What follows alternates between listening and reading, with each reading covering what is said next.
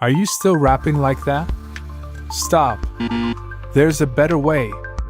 Using semantic HTML improves accessibility, SEO, and readability.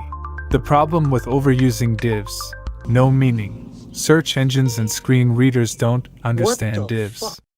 Per accessibility, screen readers ignore divs unless you add ARIA roles.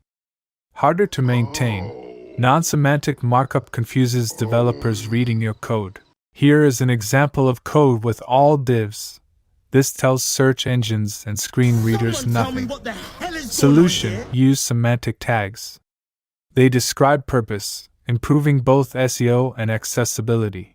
Header. For page or section headers. Navigation menus. Main. Main content of the page. Section. Groups related content. Article. Self-contained content, such as blog posts, news. Aside. Sidebars, related content. Footer. Page or section footer. Use divs only when there's no better semantic alternative.